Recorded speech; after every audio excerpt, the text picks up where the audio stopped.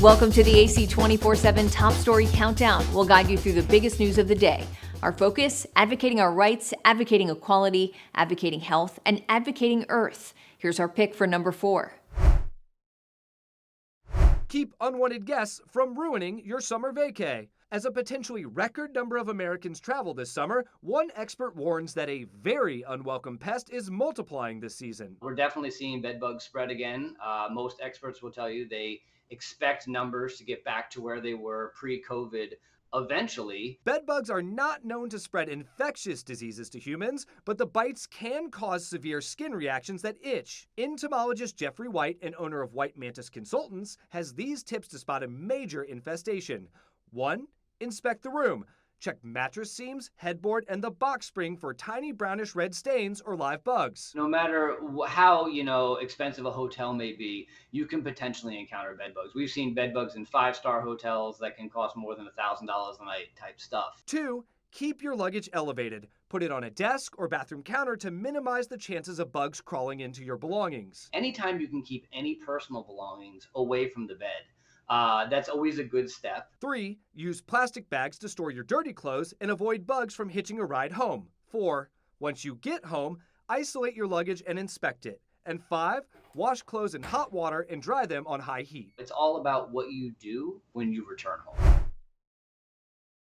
TheAdvocateChannel.com looks at the world through the lens of equality and inclusion. Subscribe, like, and share now. AC 24/7's Top Story Countdown continues with our producer's pick for number 3.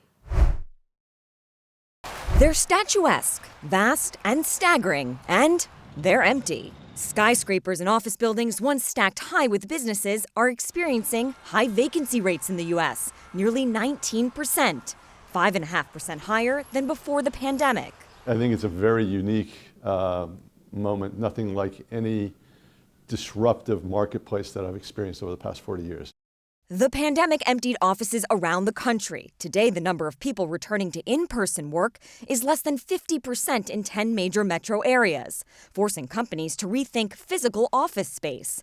Half of the biggest global companies say they'll need less real estate in the next 3 years, leaving landlords with loans to pay in a bind. If there's no tenant, you're not making money.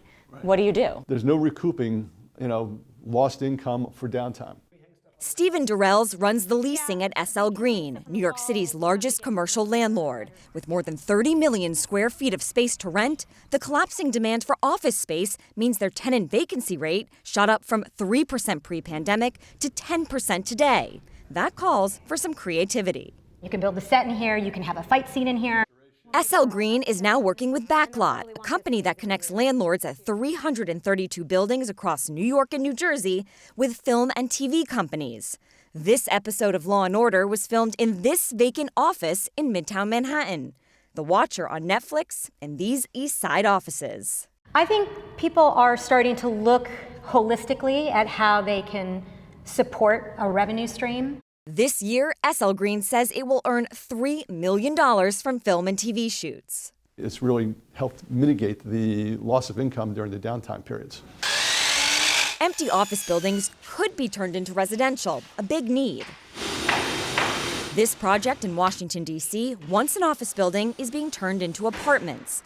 But that's not an easy, quick fix process. Less than 1% of apartments nationwide are converted from commercial properties. And across the river in Arlington, Virginia, the city is trying to get ahead of its empty office space problem at 22%. I'm sitting right today in Northeastern's DC campus. Last year, a university was not allowed to take up space in an office building. Thanks to new city zoning laws, that's now possible, along with 7 new types of commercial businesses, like animal boarding, hydroponic farms, and pickleball. It's already happening in South Jersey. This 22,000 square foot pickleball facility was a vacant Burlington coat factory in a strip mall.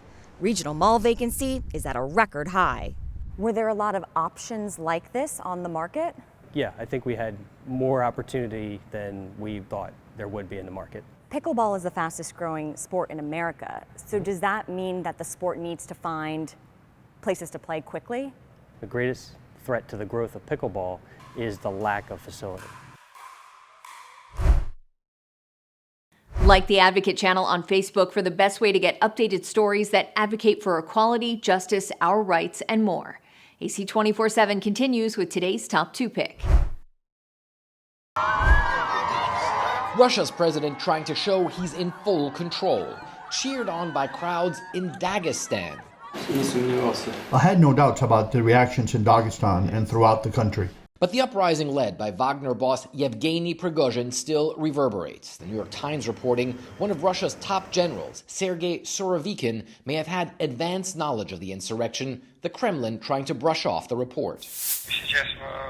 There will now be a lot of speculation and rumors surrounding these events, the Kremlin spokesman says. I believe this is just another example of it. While Surovikin was quick to call on Prigozhin to stop the insurrection, there is no doubt Surovikin and Prigozhin are close.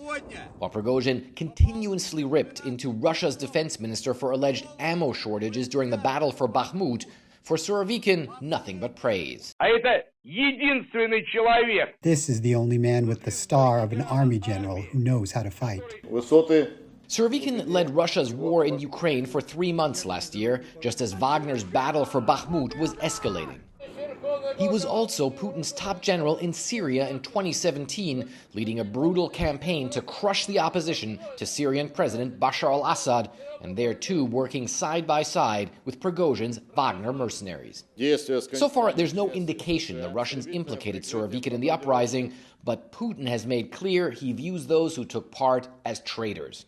The organizers of the rebellion betraying their country, their people, also betrayed those who were drawn into the crime. A Russian general claiming Russian intelligence had advanced knowledge of Prigozhin's plans, and yet they couldn't stop them. Another possible problem for Vladimir Putin as he tries to show things are back to normal and he remains firmly at the helm. Follow the Advocate channel on Twitter and Instagram to stay updated on stories that matter every day. We're now at our number 1 story of the day. Take a look. If this was any other person, they likely would have already served their sentence. Gary Shapley is talking about Hunter Biden. The 14-year IRS veteran who once oversaw the investigation into his taxes is now claiming he was blocked from pursuing leads connected to the president. There were certain investigative steps that we weren't allowed to take that could have led us to President Biden. And you wanted to take them? We needed to take them. And you weren't allowed to take them? That's correct. President Biden was questioned Wednesday on the White House lawn about whether he was involved or aware of a text Hunter allegedly sent to a Chinese business partner in 2017. President Biden, how involved were you in your son's Chinese shakedown text message? Were you sitting there? Were you involved? No, I wasn't, and I don't. Were you? No.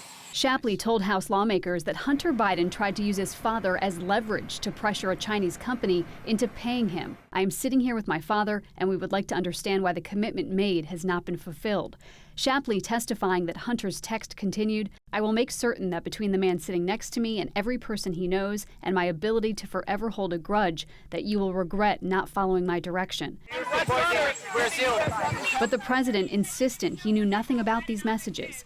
U.S. Attorney David Weiss was appointed by Donald Trump and has overseen the investigation into Hunter Biden dating back to 2018. Last week, Hunter reached a deal with prosecutors. He agreed to plead guilty for failure to file his 2017 and 2018 taxes, and he also admitted to a firearm charge that Weiss agreed not to prosecute in exchange for Hunter entering a 2-year pretrial diversion program. I can say this, is I'm cooperating completely. If a judge signs off on the deal, Hunter will not serve jail time. But Shapley now claims Weiss was blocked from bringing more robust charges. It's a claim Attorney General Merrick Garland denied at a press conference Friday. He was given complete authority to make all decisions on his own. Shapley says his contemporaneous notes from an October meeting last year show differently, where he says he documented remarks from the U.S. attorney. Weiss stated that he is not the deciding person on whether charges are filed. I documented exactly what happened, and it doesn't seem to match what the Attorney General or the U.S. Attorney are saying today. It was just shocking to me